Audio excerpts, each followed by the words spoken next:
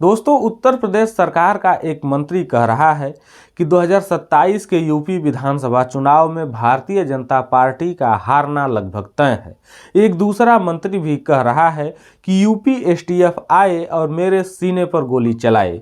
तो वहीं एक विधायक कह रहा है कि यूपी में रोज भारी मात्रा में गायें काटी जा रही हैं और महिलाओं का बलात्कार हो रहा है, उनकी वहां कोई सुनवाई नहीं हो रही है।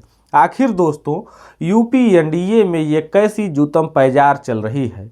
लेकिन इन सब के बीच एक अजीब बात यह भी है कि इन सब खबरों की किसी को भनक तक नहीं लग रही है। अगर किसी विपक्षी पार्टी में ऐसा हुआ होता तो मीडिया में दिन भर इस मामले पर डिबेट शो होता, लेकिन बात जब बीजेपी की होती है तो वहाँ पर मीडिया में सन्नाटा छा जाता है। अब जरा ध्यान से देखिए इन चेहरों को। पहली तस्वीर है संजय निषाद की, जो निषाद पार्टी के अध्यक्ष हैं और योगी सरकार में मंत्री भी हैं। दूसरी तस्वीर है आशीष पटेल की, जो केंद्रीय मंत्री और अपना दल एस की अध्यक्ष अनुप्रिया पटेल के पति हैं और योगी सरकार में मंत्री भी हैं। तीसरी तस्वीर है बीजेपी विधायक नंद किशोर गुर्जर की, मतलब कि दो मंत्री एक विधायक खुलेआम योगी को चुनौती दे रहे हैं।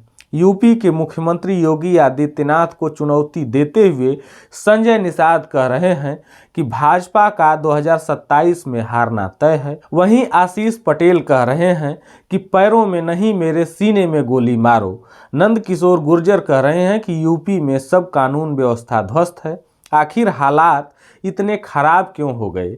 और अगर हालात जब इतने खराब हो गए हैं तो फिर मीडिया में एकदम से सन्नाटा क्यों पसरा हुआ है? दोस्तों, इसे समझने की ज़रूरत है। आखिर क्या कारण है कि अपना दल बगावत पर उतर आया है? संजय निषाद आंखें दिखा रहे हैं। सबसे पहले बात करते हैं संजय निषाद की। दरअसल संजय निषाद गोरखपुर में अपना शक्ति प्रदर्शन कर रहे थे और जब अपने समर्थकों के बीच पहुंचते हैं तो बीजेपी को सख्त चेतावनी देते हुए कहते हैं कि भाजपा में विभीषण हैं, जिन्होंने लोकसभा चुनाव में 45 सीटों पर बीजेपी को हरवाया। ऐसे लोगों पर कार्रवाई होनी चाहिए। विभीषण अगर रहेंगे तो 2027 में भी पार्टी को नुकसान होगा। कई सीटें भाजपा की थी, कैसे हार गई? उन सीटों को विभीषण ने ही हरवाया है। मुख्यमंत्री, प्रदेश अध्यक्ष, महामंत्री और गृह मंत्री को यही लोग तो गुमराह करते हैं। संजय निषाद की निषाद पार्टी यूपी में एनडीए की सहयोगी है। इससे पहले संजय निषाद ने गुरुवार को मऊ में भाजपा को चेताया था और कहा था कि अगर मल्लाह समुदाय को आरक्षण नहीं मिला तो सरकार की कुर्सी छिन जाएगी।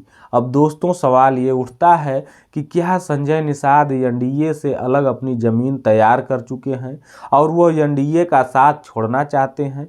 क्योंकि एक तरफ अपना दल और बीजेपी के बीच काफ़ी ज़्यादा दूरियां बढ़ गई हैं और ओम प्रकाश राजभर का भी हाल संजय निषाद ने देख ही लिया है। तो ऐसे में बार बार ये कहना कि सरकार गिर जाएगी, 2027 में हारना तय है, जबकि उसी सरकार में संजय निषाद मंत्री भी हैं, ये सब कुछ किस तरफ इशारा करता है? जैसा कि अभी हाल ही में देखने को मिला कि आशीष पटेल ने योगी सरकार और यूपी पुलिस को चेतावनी देते हुए कहा कि मैं एसटीएफ को भी बता देना चाहता हूं कि तुम्हारा नाम स्पेशल टास्क फोर्स है तो मेरा नाम आशीष पटेल है। तुम पैर में गोली मारते हो, औकात हो तो मेरे सीने पर गोली मार कर दिखाओ। और बात यहीं खत्म नहीं होती, बल्कि आशीष पटेल और उनकी पत्नी अनुप्रिया पटेल लखनऊ में एक मैराथन प्रेस कॉन्फ्रेंस करते हैं, जिसमें आशीष पटेल योगी आदित्यनाथ के दो सबसे खासम खास मृत्युंजय सिंह और शिशिर सिंह पर अपने खिलाफ षड्यंत्र करने का आरोप लगाते हैं। इतना ही नहीं दोस्तों, भाजपा जिस राजनीति के सहारे यूपी के सत्ता में आई है, जिस पर भाजपा वोट हासिल करती है, जो भाजपा के एजेंडे में होता है, उसी पर अब एक भाजपा विधायक नंद किशोर गुर्जर ने भाजपा की पोल खोल दी है। वो कह रहे हैं कि यूपी के अंदर 50,000 गायों को काटा जा रहा है और ये लोग कोई और नहीं बल्कि योगी सरकार के नौकरशाह हैं, जो पैसा खाकर गायों को कटवा रहे हैं। नंद किशोर गुर्जर ने तो यहाँ तक कहा कि ये लोग अब मेरी हत्या भी कराना चाहते हैं। गाय काटने की हिम्मत नहीं होती थी। आज हम दुखी हैं। हमारी सरकार में प्रतिदिन 50,000 गाय कट रही हैं, सारी गाय साफ कर दी गई। ये अधिकारी गाय का पैसा खा रहे हैं, इसका मतलब ये है सब लूट मची है, चारों तरफ लूट मची है। मुख्यमंत्री जी तक बात पहुंचे और इस सबके मुखिया चीफ सेक्रेटरी हैं, जो कमिश्नर बार बार आपसे नहीं कहते चिल्ला के, चीफ सेक्रेटरी साहब बैठे हैं, ऐसे 300 विधायक घूमते हैं, वो हमारी हत्या करा दें, इतनी ताकत है उनपे। भाई हमारी हत्या भी करा सकते हैं। आज जो मैं बोल रहा हूं इस बात पे, उसकी बात बाद में करूंगा, उसकी तैयारी भी कर चुके हैं। वो अपराधी 3 दिन में पकड़वा भी दूंगा मैं।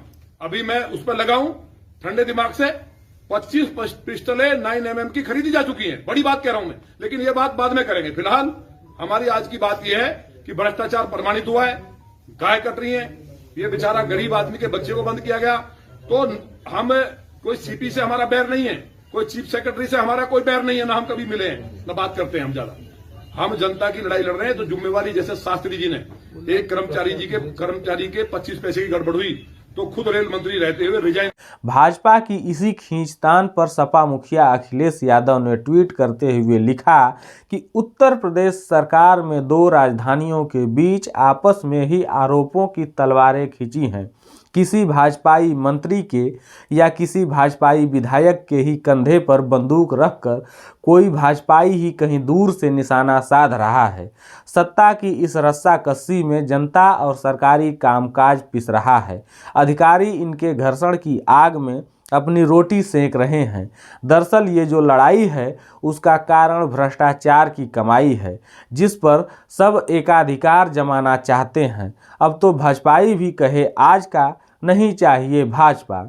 अब दोस्तों जरा याद कीजिए, जिन राज्यों में बीजेपी या उसके गठबंधन की सरकार नहीं है, वहां पर सरकार के खिलाफ अगर एक छोटी सी भी खबर गोदी मीडिया को मिल जाए तो घंटों का डिबेट शो गोदी मीडिया उसी खबर पर कर देता है।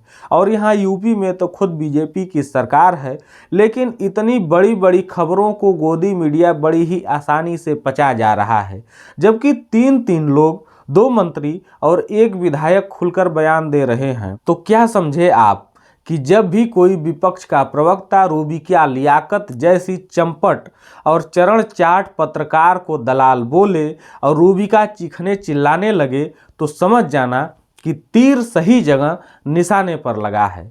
फिलहाल इस वीडियो में इतना ही। इस वीडियो पर आप लोगों का जो भी विचार हो कमेंट बॉक्स में हमारे साथ साझा जरूर कीजिएगा।